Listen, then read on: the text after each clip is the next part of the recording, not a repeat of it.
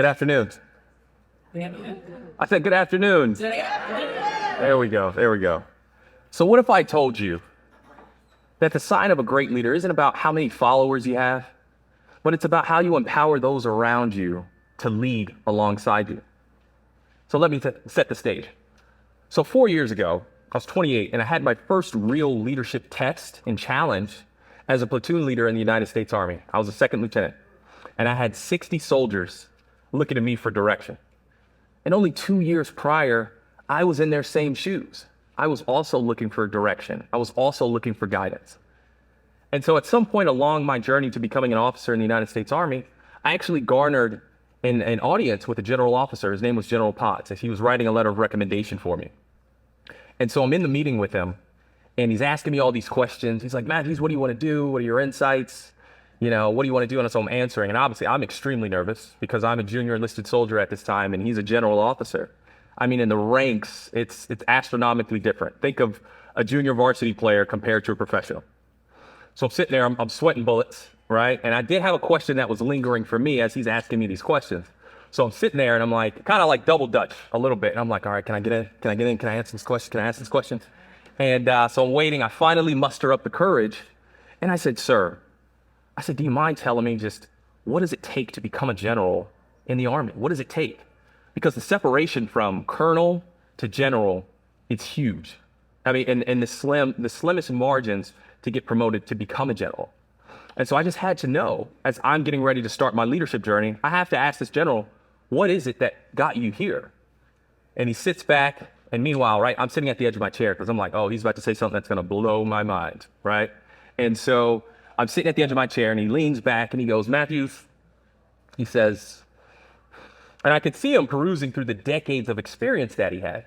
And so he's perusing, and I could tell, like, I kind of caught him off guard a little bit, but he goes, servant leadership. And me, I kind of wear my expressions on my face. So I know he had to know that I had no idea what he was talking about. So I'm kind of like, what? Like, sir, in my mind. And he kind of chuckled a little bit because he could tell I was not familiar with this concept at all. And so he goes, Matthews, I got here not on my own volition. He's like, the reason I'm here is because of my teams and my organizations. He's like, it doesn't matter what you can do as an individual if you can't elevate the teams and the organizations that you're with. And so I'm like, that brings it home for me. That it makes a little bit more sense for me now. And so at the time I was 26, I'm sitting in his office. Mind you, he's about 30 years my senior. So as I'm getting this information, right, he's probably had decades to refine this idea of concept of servant leadership through the heartaches. And me, I'm 2 years, I'm getting ready to lead my first platoon with 60 soldiers. And so young, hungry, ambitious Specialist Matthews leaves his office. And I'm like, servant leadership. He was like, you know what? I'm going to be the best servant leader the Army has ever seen. The irony, right? How aggressively I'm talking about servitude. I'm like, man, I'm going to serve like so great. Like, I'm going to serve so great. And, I was like, they're never going to see another servant leader like me, right? And so, and mind you, like I said, I'm 26 at the time. So I take servant leadership and I'm like, okay. So in its most basic element, in its basic form, servitude is doing something for someone else, right? Doing something, serving someone. And so as I get to my platoon, I'm like, all right, well, the general said, in order for us to do well, I have to serve them. So in its most basic literal form, I'm like, okay, for us to do well, I have to serve my platoon. I have to do everything for them. I have to, if they have a question, wait, I'm gonna serve you the answer, right? And so you can see the train going off the tracks here. You know what I'm talking about. So I'm going to them, right? And so I get there. I'm the first one in the office. I'm the last one to leave. Right. And so I'm building out our meticulously building out our training plans. So we would have training about once a week as a platoon, and they would break down within their squads and they would train to make sure that they were proficiently ready for our platoon training exercises. And so I was literally building out this long range training calendar saying, this person's going to be here. You're going to do this. You're going to do that.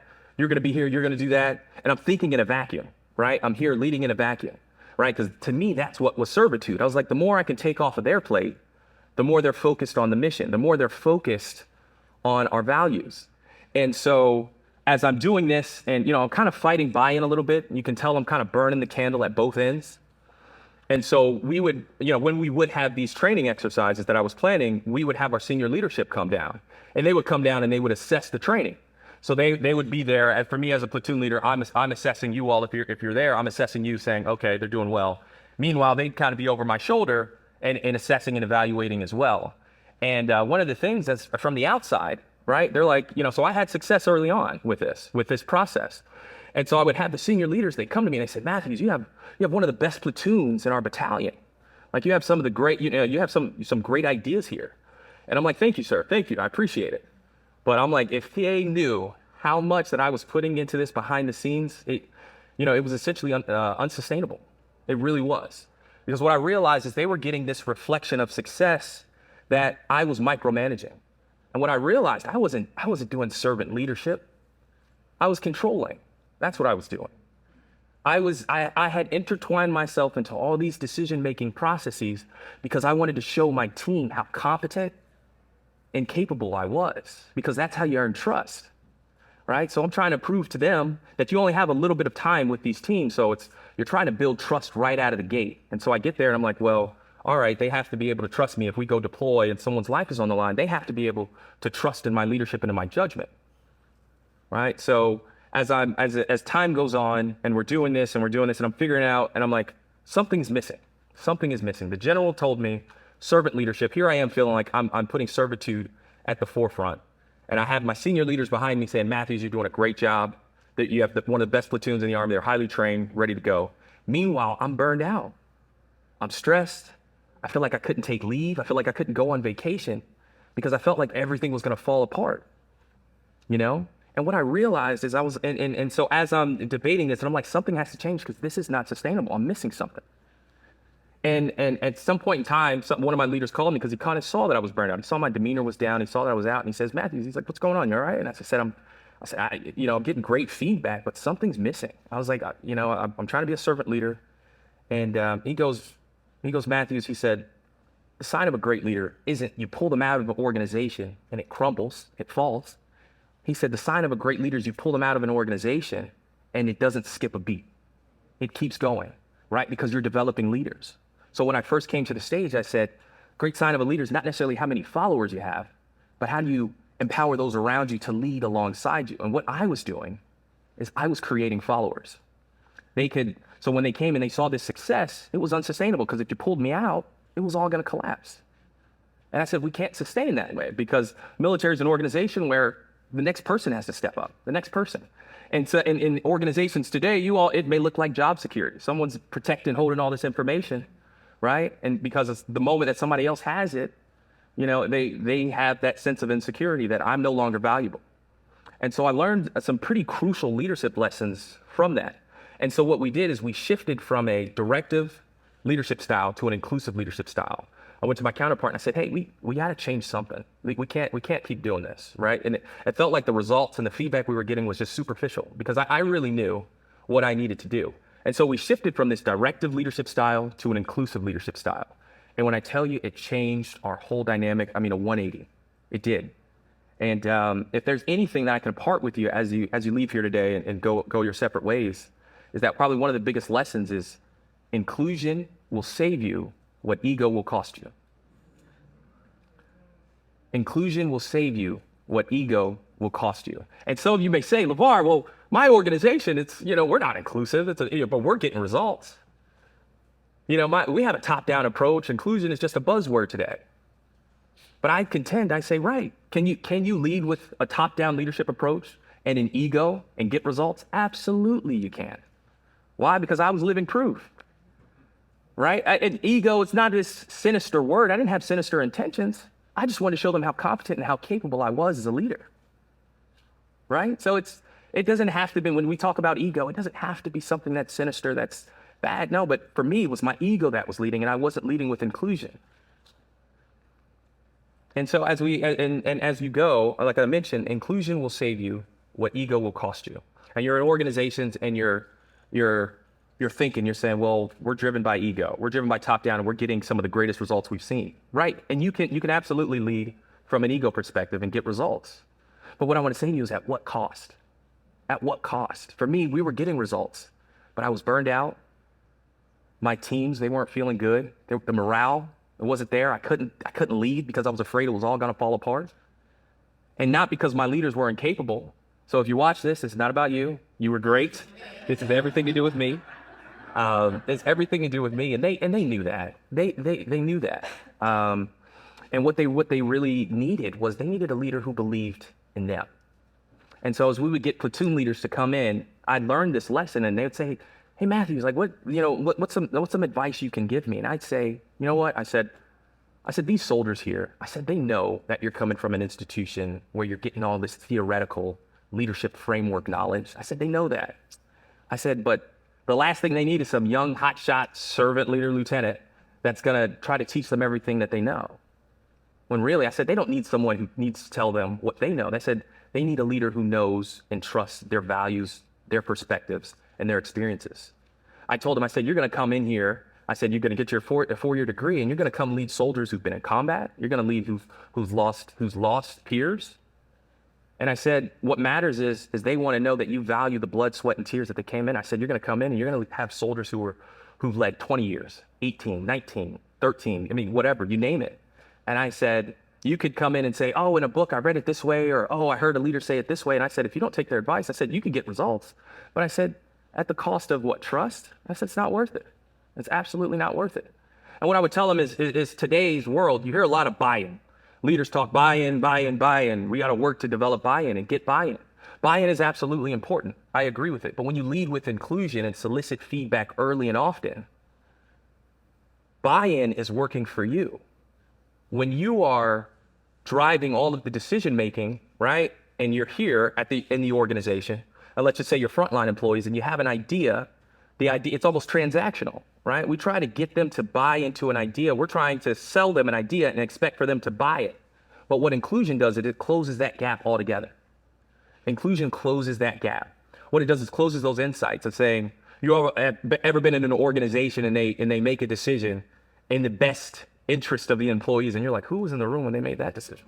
Who was it? This definitely doesn't benefit me. Right? And so that's the challenge of leadership is saying usually we're thinking at a higher macro level. Meanwhile, our frontline employees are there, they're grinding, they're on the ground, they get it, right? So you don't want to make decisions where you're out of touch. You're out of touch with reality. You're out of touch with what's happening on the ground. And so that was some of the biggest lessons that I could take away. And for us, like I said, it just completely shifted, a complete 180 of how we operated. I mean, the team was there. And so granted, I will give a disclaimer, right? So as I mentioned, we had these training exercises and I'd have leaders standing behind me saying, Matthews, you guys are doing a great job. And so when they would come back afterwards and I was allowing some of the freedom for the decision-making for my leaders, they'd say, Matthews, they say, I don't know if I would have done it that way. And I said, sir, I agree with you. I said, I probably wouldn't have done it that way either, but here's why we did it. Because Sergeant Matthews did this exercise 10 years ago, and he realized if we make this decision here, we're vulnerable in this aspect. And so what it looked like is we didn't necessarily get this external validation early on in the process, but what we did was we created a sustainable model for success. Now I had leaders who were independent thinkers. They were leading alongside me now. And so the buy-in was there. I didn't have to work to get buy-in. Buy-in was there because I brought the stakeholders to the table when the decisions were being made. And so today you hear a lot about innovation. Innovation this, innovation that. And organizations are risk averse. There's only so, like you can only be so innovative if you're not willing to take risk. And for us, inclusion really drove innovation. That was really the biggest difference for us was inclusion drove innovation. And so I just want you to think about that as inclusion drives innovation. And what I would want to say to you is that innovation doesn't discriminate. And this is where the DEI aspect comes in. Innovation doesn't discriminate. Innovation doesn't care what color you are, doesn't care where you're born, doesn't care what you look like or who you like. Innovation knows no boundaries. So as leaders, why should we care where these ideas come from? Why should we care what you look like or where you come from to have a great idea? No, leverage these great ideas. Our teams have such valuable and diverse perspectives, but it's only as valuable as we allow it to be. So if I lead with my ego, I can stifle these great opinions, I can stifle these great diverse perspectives and experience, or I can lead with innovation and lead with inclusion. And these ideas are going to foster. And just another insight as you're leading, sometimes as leaders, we place this burden on ourselves that we have to have all the answers. And just another insight, it was For me, there was a degree of vulnerability that you have to have as a leader. There has to be some vulnerability that you have to practice. For me, it was, I would dictate the strategy. I'd say, hey, platoon, or hey, Sergeant so-and-so, we're at A. I need us to be to Z. So I give the vision, but what I was doing was dictating the strategy of how we got there. And the vulnerability aspect is I said, Lavar, someone was like, you don't give up leadership by practicing inclusion. You don't give it up. You don't relinquish it. That is practicing and exercising inclusive leadership. Is that when you can set the vision, you can dictate the vision, but you don't have to dictate how you get there. And so for what I found myself doing is just telling my platoon at this point in time, if we're in this room, and I'd say, hey, here's where we need to get to. And I'm not necessarily going to be dictating how we get there. And I'd get an idea in the back, in the front, in the middle, saying, hey, sir, you consider doing it this way? And I'm like, I didn't think about doing it this way, but that's a great idea. And so now when we had these training exercises, it wasn't just Lieutenant Matthews win. It wasn't, oh, he did a great job. We all felt great. I mean, everybody was like that. I'm a part of that success because it was considered. Now, and a concern maybe, well, Lavar, what if you don't agree with an opinion that is given? At least they feel considered. Inclusion is a place where you belong, where you feel valued. And that's what mattered. That's what they cared about. And so just going back to my original point, innovation doesn't discriminate. It doesn't care what you look like. It doesn't care where you come from. As leaders, that should be the last thing on our mind, that we can get an idea from anywhere. When we lead with inclusion, and the theme for this year is fusion. And so for me, it was bringing that servant leadership mindset with inclusion. And for me, that made all the difference.